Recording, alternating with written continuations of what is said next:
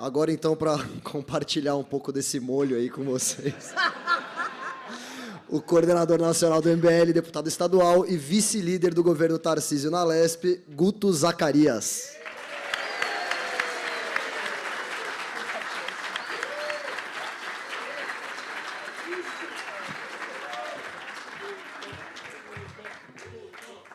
Ô, louco.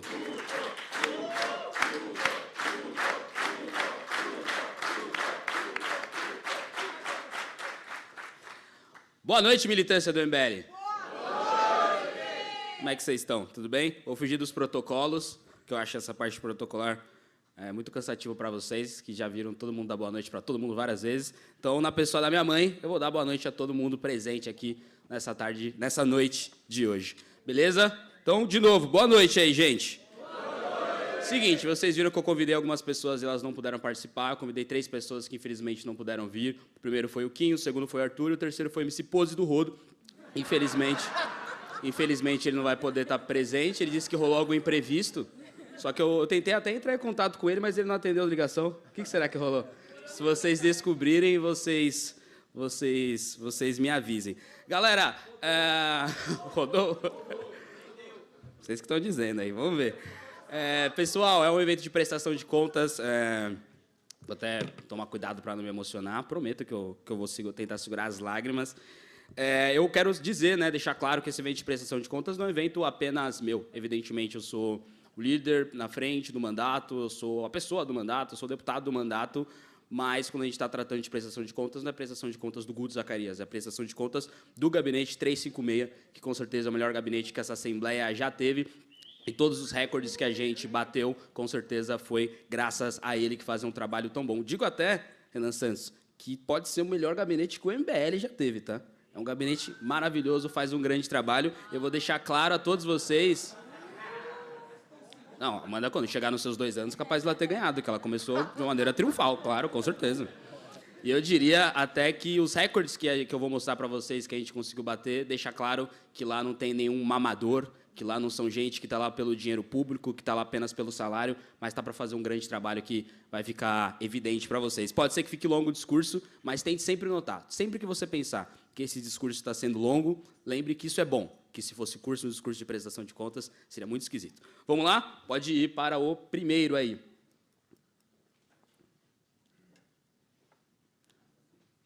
Aqui, uma coisa que é importante citar para vocês, quando eu falei ali para a TV Assembleia, e aí ela falou, pô, um evento de prestação de contas, não lembro de ter visto. Eu posso fazer alguma pesquisa, pode achar algum outro evento de prestação de contas. Eu arrisco dizer que esse é o único evento de prestação de contas da história da Assembleia. Se não for, é um dos poucos, o que é muito esquisito, Se o político é o representante da população, por que ele não vai prestar contas da população, Dizer se o que ele prometeu ele já cumpriu, dizer o porquê que ele não conseguiu cumprir, ou se apenas vagabundagem dele mesmo, deveria ser algo normal, deveria ter fila para conseguir reservar espaço para fazer prestação de contas. Mas, se outros não fazem, evidentemente, a gente vai continuar fazendo. Uma coisa importante destacar, das coisas que eu prometi cumprir, as minhas 2 principais promessas de campanha já estão em atividade. Uma delas era o Plano Lewis Hamilton. E por que tem esse nome, para quem começou a me acompanhar depois da eleição? O Hamilton, certa vez, ele se perguntou de por que tinha poucos pilotos negros na Fórmula 1. E aí ele foi pesquisando, evidentemente bateu em várias teorias esquerdistas que vocês devem imaginar, de racismo da McLaren, claro, beleza. E aí ele viu que não é que não tinha pilotos negros na Fórmula 1, não tinha também engenheiros negros, não tinha matemáticos negros nas equipes de Fórmula 1. E aí, o que ele fez? Ele pegou um pedaço do seu vasto recurso e destinou para instituições que capacitassem mais engenheiros negros, mais matemáticos negros, mais físicos negros, para poderem atuarem nas escuderias. E aí, a partir disso, a gente poderia ter mais pilotos negros. Daí, por isso, eu trouxe esse projeto. Evidentemente, a gente sabe que não tem muitos negros em várias áreas do mercado brasileiro. E não é porque... não é apenas por conta do famoso racismo. Não é por conta do racismo, na realidade. é porque muitos negros não têm a capacidade técnica ali necessária para estar nessas funções. E aí eu criei o plano Lewis Hamilton para destinar um pedaço das minhas emendas parlamentares para instituições que fossem melhorar a produtividade, não só das pessoas negras, mas das pessoas pobres em geral, né? Então, se não tem muitos negros em uma determinada empresa, a solução, evidentemente, não é você colocar cota para pessoas negras ou cota para pessoas pobres. É você capacitar essas pessoas negras e essas pessoas pobres. E era uma promessa minha de campanha que ficou, evidentemente, já no passado. Agora a gente já entrou em prática, já destinamos mais de 4 milhões de reais para instituições que fazem coisas parecidas como essa, alguma dessas instituições que estão aí, aliás, os líderes. Eu queria também agradecer pela participação. Outro projeto importante também, outra promessa importante, né, das minhas duas principais, evidentemente, é o programa Jovem Capitalista. E sobre ele eu gostaria de mostrar um vídeo aí. Cadê? Paulo, coloca o vídeo do...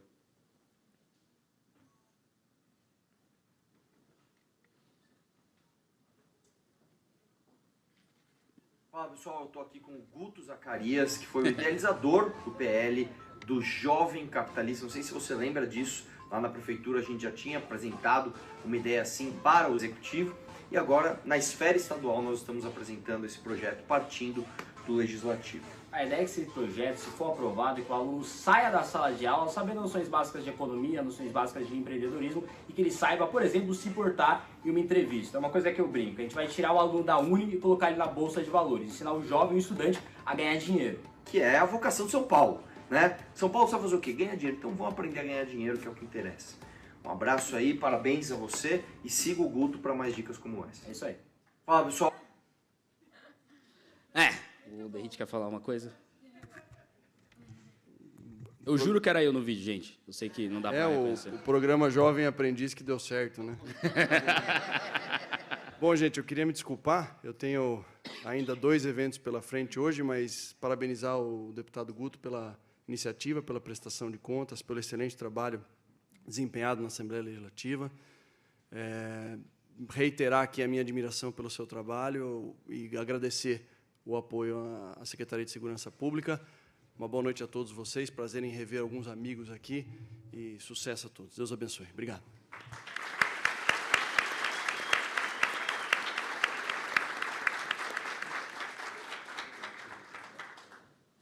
Bom, pessoal, continuando, infelizmente, naquela legislatura que a gente protocolou o programa Jovem Capitalista, ele não conseguiu sequer ser apreciado, porque o Arthur covardemente teve seu mandato abreviado, não pelo que falou, e sim porque ele fez, por tudo que fez durante o mandato. Mas a boa notícia, voltando aqui, é que hoje já não é mais uma promessa do gabinete do Arthur, não é mais uma promessa minha, não é mais uma promessa minha de campanha, não é mais um projeto protocolado, não é mais um projeto tramitando na comissão, na CCJ, na Comissão de Educação, não é nem sequer um projeto aprovado.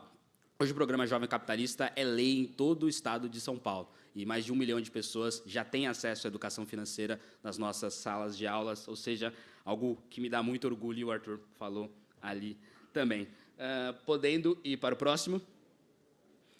Um mandato de coerência, né? Eu quis citar esses 2 votos contrários que eu fiz vários votos contrários ao longo do meu mandato, mas eu quis citar esses 2. Vice-líder do Tarcísio votou contra projeto do governo Tarcísio, que turbinou intervalos de procuradores, ou seja, havia um aumento de privilégios oriundo, não necessariamente do governo Tarcísio, que a Folha colocou ali, e eu fiz questão de comunicar ao governador, comunicar ao secretário da Casa Civil e dizer, eu vou votar contra, porque foi isso que a militância do MBL pediu que eu fizesse, e foi isso que eu fiz. E ali no outro, deputado de São Paulo aprova um aumento de até 98%, ou seja, né, em salários do Tribunal de Contas do Estado, que já ganham, como vocês sabem, salários altíssimos. Apenas 2 deputados votaram contra. O ótimo deputado Léo Siqueira, do Partido Novo, e eu também, deixando claro que, independente de ter vários deputados, independente de, mas vai ter a pressão dos outros parlamentares, não quero saber, eu vou fazer o que é certo, mesmo isso sendo certo, também difícil. E também, claro, sempre que tiver algo ruim, eu vou me posicionar independente da onde vem. Votos contra a esquerda, imagino que vocês devem imaginar que é quase todo dia. Pode ir para o próximo. Deputado que mais destinou recursos à sua proteção. Como vocês sabem, eu nunca fui um deputado da área da segurança pública. Eu sempre gostei de combate à corrupção, combate a privilégio, educação, sobretudo, mas, ao longo do mandato, sobretudo depois que eu cumpri as principais promessas que eu fiz na eleição de 2022, a gente acabou se enveredando para a área de segurança pública, principalmente pelo fato do Renato estar no nosso gabinete desde o começo e ser uma das pautas dele a área de segurança pública. Ele entregou boa parte dos nossos projetos, boa parte dos lugares que ele queria agraciar com emendas parlamentares, e assim nós fizemos. Evidentemente, agradeço o trabalho do Renato. Se não fosse ele, a gente não teria destinado tantos recursos para a segurança pública. 18 milhões de reais para a segurança pública. Renato não é mamador, né?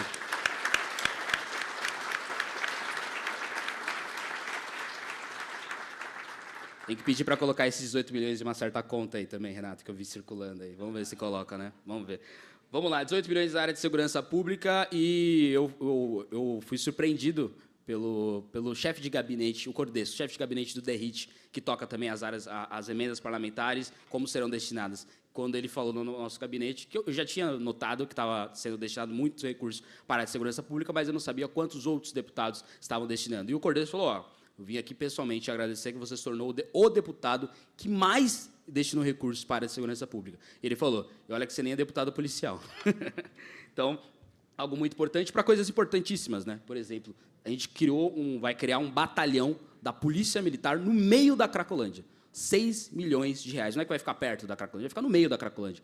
Eu acho que, né, com efetivo bem perto mesmo, com certeza a gente vai melhorar ainda mais, não só a Cracolândia, mas toda a macro-região do centro de São Paulo. E também vamos fazer algo parecido ali na área do Jabaquara, atualizar, reformar o batalhão em 4 milhões de reais. Ainda sobram 8 milhões de reais, que podem ficar bastante tranquilos, gente. Foi para fuzil, foi para Glock, foi para arma, foi para colete, foi para cultura, foi para viatura. Com certeza agora teremos mais equipamentos ainda melhores. Ainda tem, evidentemente, nossos queridos corpos de bombeiro e também as guardas civis metropolitanas, que agora deve ser chamado de Polícia Municipal, torço eu, ao longo do estado de São Paulo inteiro. Pode ir para a próxima.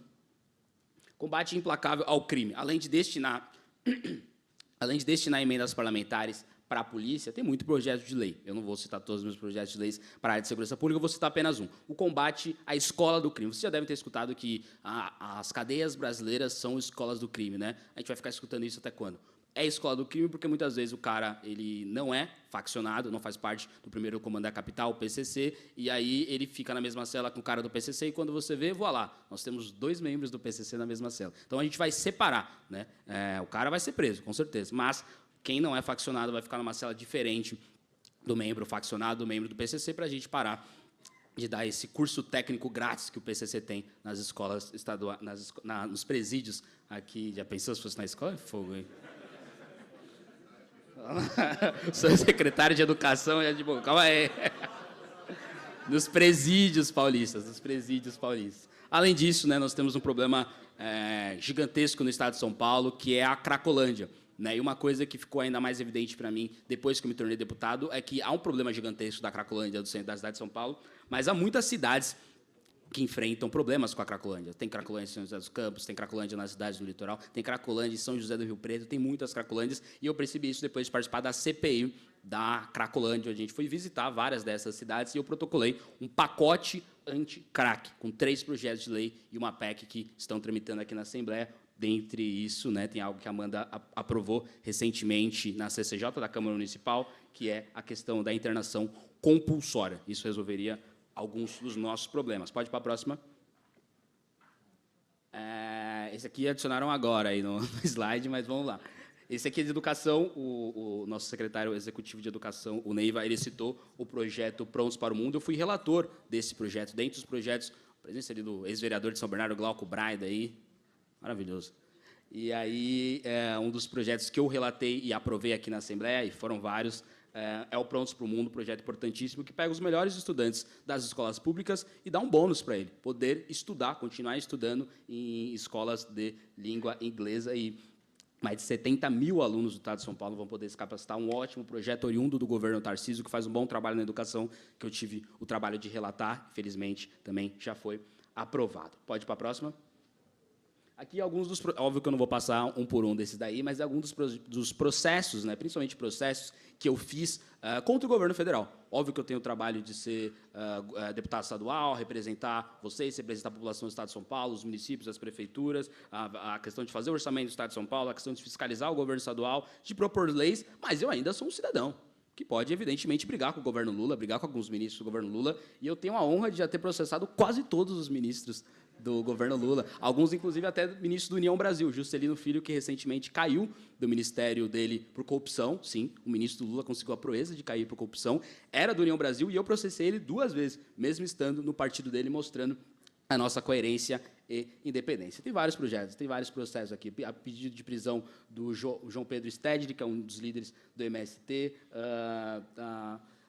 pedir para a PGR, né, a Procuradoria-Geral da República, investigar uma conduta de improbidade administrativa no Ministério da Defesa, solicitações ao Ministério Público sobre o uso de aviões da FAB dos então ministros Silvio Almeida, o André Fufuca, que tem esse sobrenome engraçadíssimo, e a Aniele Franco. Tem, enfim, várias solicitações, processos, pedidos de prisão, entradas no Ministério Público, ação penal, para a gente tentar, evidentemente, no mínimo, constranger esse povo, e se tudo der certo mesmo com o judiciário que a gente tem, que esses processos andem, que essas pessoas sejam punidas. Um caso curioso, esse último aqui, é o da ministra da Cultura, Margarete Menezes, né? Para vocês verem como é que funciona o Brasil.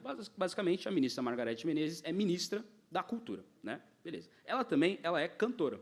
A ministra Margarete Menezes também é a cantora Margarete Menezes. De repente, eu ouvi que tinha alguns eventos da cantora Margarete Menezes financiados pelo Ministério da Cultura, da ministra Margarete Menezes. Falei, pô, aí fica muito fácil. Né? A gente entrou, evidentemente, com uma solicitação de abertura de inquérito civil contra o Ministério da Cultura, que a ministra da Cultura estava financiando shows da cantora Margarete Menezes. Sensacional, né? Mais um processo. Tem vários outros bizarros. Pode ir para o próximo. Aqui tem alguns dos meus projetos aprovados, né? O Jovem Capitalista, autorização do programa Cuidar de Quem Educa, a proibição de utilização de celular em sala de aula, que eu sou coautor, aquele último ali, o programa habitacional para profissionais da segurança pública, tornozeleira eletrônica em condenados por estupro em São Paulo, para a gente saber onde eles estão. Será que eles estão passando perto de escola? Não pode, né? Tem outros, o endereçamento rural digital, que é um projeto importantíssimo para dar título de propriedade para quem mora no campo, e tem vários outros, né, que foram aprovados. Agradecer a presença do secretário executivo de Educação, Vinícius Neiva, que tem um compromisso também.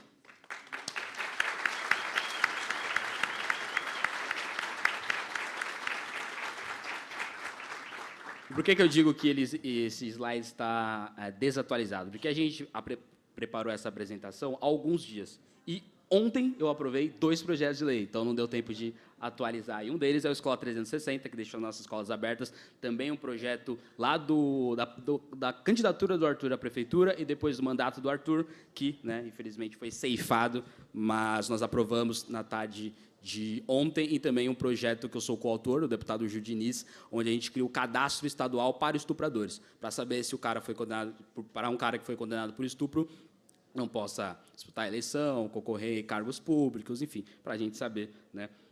A chamada que o Mago fez lá do nosso gabinete na comunicação é Jack não vai ter vez.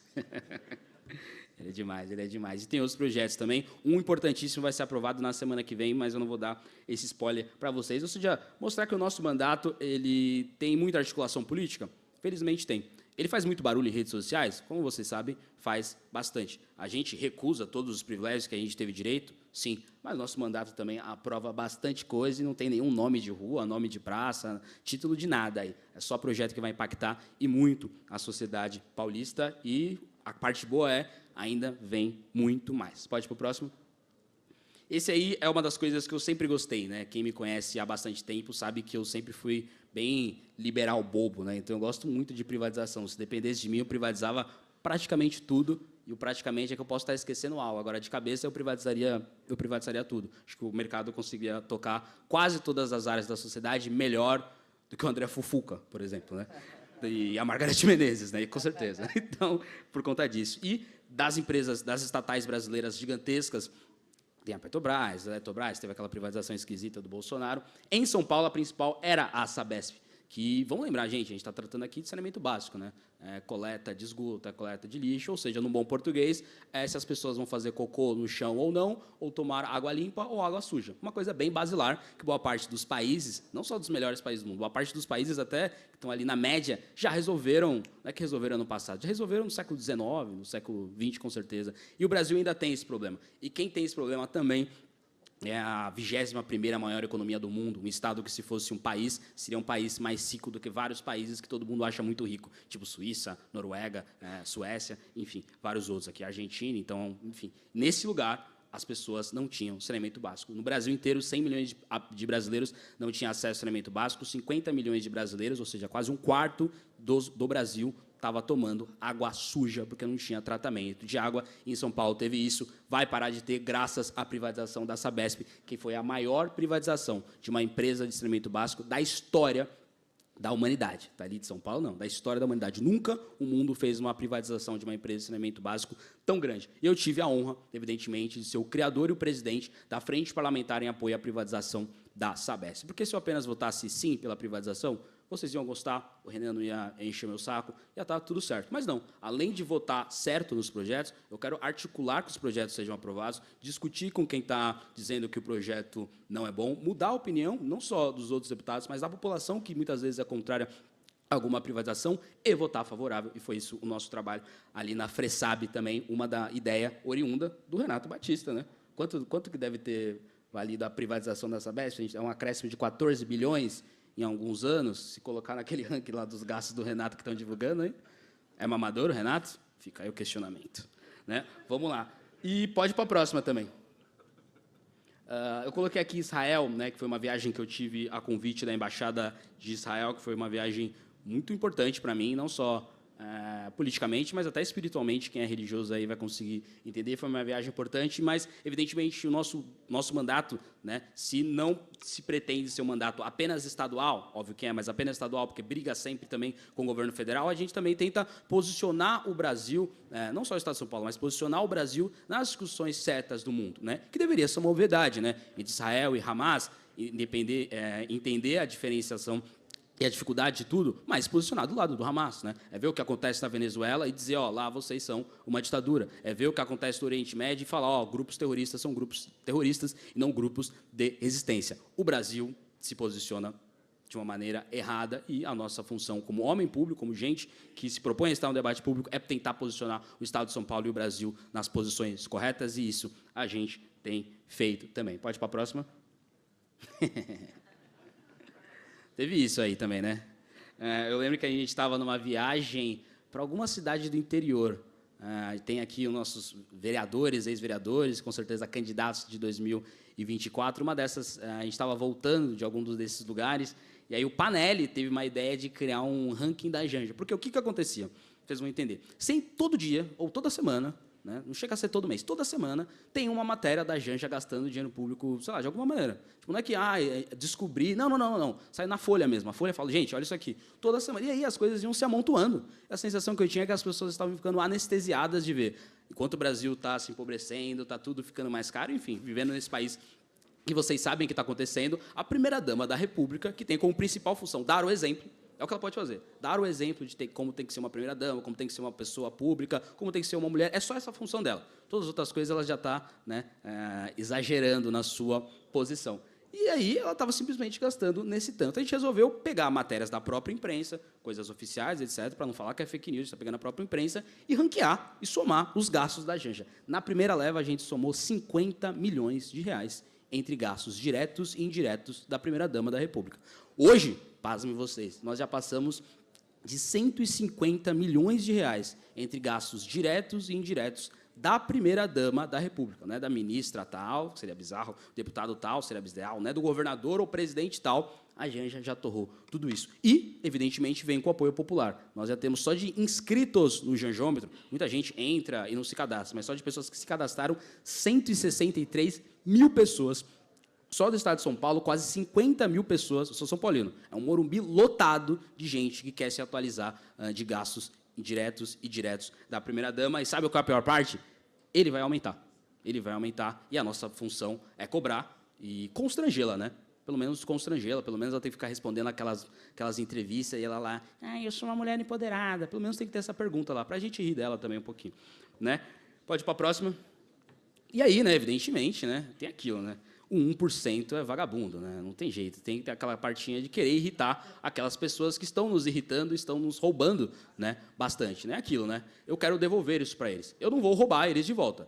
Irritar eles, eu vou irritar bastante, né? Então, tem uma coisa, o nosso mandato, evidentemente, se propõe a fazer várias outras coisas, como esse discurso que já está longo, vocês já devem ter percebido, mas de domingo, 10 minutos da minha casa, passar uma horinha ali, eu posso fazer isso sim. O Change My Mind tem sido um sucesso que muitos de vocês assistem também, e também teve esse aí do 20 contra 1.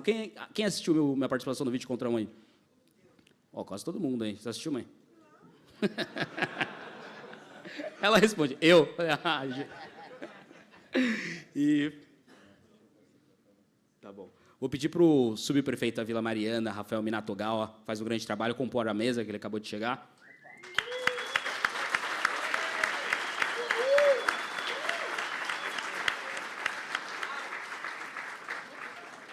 Quem não assistiu o 20 contra 1, ou seja, tirando a minha mãe, podem assistir vocês, tenho certeza que vocês vão gostar. 20 esquerdistas contra mim. Pode ir para o próximo aí também. Pessoal, é isso, né? Foi longo, né? E eu, como eu disse, poderia ser mais longo. E como eu disse, o discurso longo mostra, é bom, né? Vocês que são seguidores, eleitores, meu, do Renato e da Amanda, eleição de 2022, seguidores, eleitores, meu, do Kim, enfim, gente que gosta do nosso trabalho, saiba que um discurso longo numa prestação de contas, quiçá a única prestação de contas do maior parlamento da América Latina, é uma coisa boa, significa que ele tem bastante coisa a mostrar.